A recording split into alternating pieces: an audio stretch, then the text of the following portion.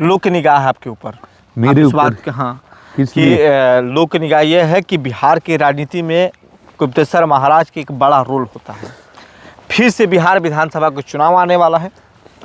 इस बार महाराज, ये सब रजोगुणी लोग, पागल लोग ये सब चर्चा लोगों ने करते आपको हैं। देखा था खाकी वर्दी में, और ये एकदम खाली पाँव, अरे वो तो पुरानी बातें हो ये गई। तस्वीरें, और देखिए वो ये सब क्या संदेश ये है? सब हाँ। हमेशा नहीं रहता, पहली बात और दूसरी बात कि जीवन का उद्देश्य ऐश्वर्य प्राप्त करना नहीं है हाँ। कि सनातन को बचाने का जो ये हंगामा है, सनातन की रक्षा स्वयं भगवान करते हैं। बिहार के पूर्व डीजीपी, वर्तमान में गोविंदाचार्य गुप्तेश्वर जी महाराज हमारे साथ हैं, और इन्हीं के गांव में जग हो रहा है। और शायद यहाँ के लोग बता रहे हैं इतिहास में पहली बार कोई जग यहाँ पर हो रहा है, और आपके नेतृत्व में। नहीं, मेरे नेतृत्व में कुछ, मैं तो कुछ भी नहीं हूँ। मैं तो स्वामी जी के चरणों की धूल हूँ। मेरे गुरु जी जो हैं जीयर स्वामी जी महाराज के पावन सानिध्य में यहाँ इस गांव के, इस पूरे क्षेत्र के, इलाके के सारे लोगों के सहयोग से सार्वजनिक यज्ञ का, लक्ष्मी नारायण महायज्ञ का आयोजन हुआ है। और ये संयोग है और पूर्वजों की तपस्या का परिणाम है कि ये गेरुआ बांध गाँव की धरती पर ये यज्ञ हो रहा है, जहाँ मैंने जन्म लिया है। ये मेरी मातृभूमि है, यहीं पर मेरा जन्म हुआ था। शायद पहली बार हो रहा है। ये पहली बार हुआ, हजारों वर्षों में कभी किसी को याद नहीं, स्मरण नहीं है। जो पीढ़ी जीवित है, और वो लोग भी कहते हैं जो 100 साल के हैं, उन्होंने कभी सुना नहीं कि इस गांव में कभी कोई यज्ञ हुआ हो स्वामी जी का। तो हमारे दादा गुरु त्रिनेत्र स्वामी जी महाराज, उनका भी कोई यज्ञ नहीं हुआ, उनके गुरु जी महाराज का भी कोई यज्ञ नहीं हुआ। इसलिए गांव के लोगों में, पूरे इलाके के क्षेत्र के लोगों में बहुत उत्साह है। और ये कार्यक्रम ऐसे है, 25 कुंडीय यज्ञ है, यज्ञशाला निर्माण ये हो रहा है। 25 तारीख से यहाँ श्री राम कथा होगी। हमारे गुरु भगवान का आदेश है, श्री राम कथा मुझे ही सुनानी है। तो 25 से प्रतिदिन दिन में 12 बजे से 4 बजे तक कथा होगी। उसके बाद 1 घंटे अपने अमृत वचन से गुरुदेव सबको लाभान्वित करेंगे।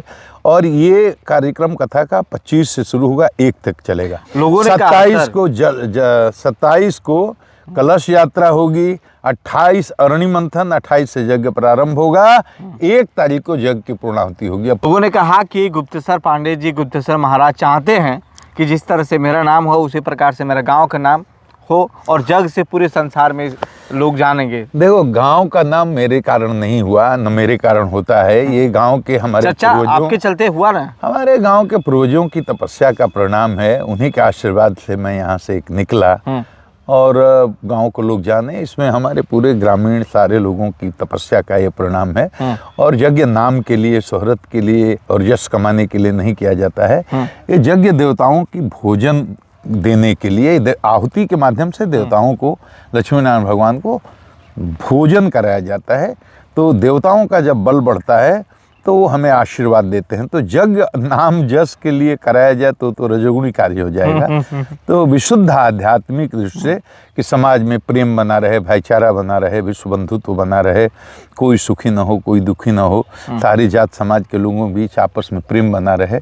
तो विश्व के कल्याण के लिए, जगत के कल्याण के लिए, देश के कल्याण के लिए, राष्ट्र के कल्याण के लिए, समाज के कल्याण के लिए ये यज्ञ होता है। लोगों ने आपको देखा था खाकी वर्दी में, और ये एकदम खाली पाँव। अरे वो तो पुरानी बातें हो गई। तस्वीरें, और देखिए वो सब क्या संदेश ये सब पुरानी बातें हो गई। संदेश एकदम स्पष्ट है। ये मोटी बुद्धि वाले आदमी को भी समझ में आना चाहिए कि ऐश्वर्य हमेशा नहीं रहता, पहली बात और दूसरी बात कि जीवन का उद्देश्य ऐश्वर्य प्राप्त करना नहीं है कि नाम यश धन वैभव ये कमा लिए, कुछ साथ जाने वाला नहीं है। इसलिए कम से कम जीवन के 3 चरण तक इस बात का ज्ञान ना भी हो तो चौथे चरण में तो केवल भक्ति ही करनी चाहिए, भजन ही करना चाहिए, और अगले जन्म की तैयारी करनी चाहिए। लोग पद यात्रा कर रहे हैं, साधु संत महात्मा लोग हिंदुत्व के एकता के एक सूत्र में बांधने की तैयारी कर रहे हैं महाराज जी के लिए, सनातन के लिए। देखो, मैं महाराज के क्या उद्देश्य है, कैसे जुड़ेंगे, कैसे लोग? मेरा सबसे पहली बात है कि सनातन को बचाने का जो ये हंगामा है, सनातन की रक्षा स्वयं भगवान करते हैं। तो जो सनातन है वो सनातन है। दुनिया में कोई, जब कंस नहीं मिटा सका, रावण नहीं मिटा सका, उससे बड़े अत्याचारी तो अभी आज के युग में कोई नहीं हो पाए हैं। जो कंस नहीं मिटा पाया, हिरण्यकश्यप नहीं मिटा पाया, रावण नहीं मिटा पाया, तो सनातन धर्म को मिटा कोई नहीं सकेगा। समय, स्थिति, परिस्थिति के अनुसार जब प्रकृति में तमोगुण का अधिक होता है, लगता है कि सनातन खत्म हो रहा है। रजोगुण का अधिक होता है तो लगता है कि सनातन दब रहा है, टूट रहा है, झुक रहा है। लेकिन न सनातन मिटता है, न कोई इसको मिटा सकता है।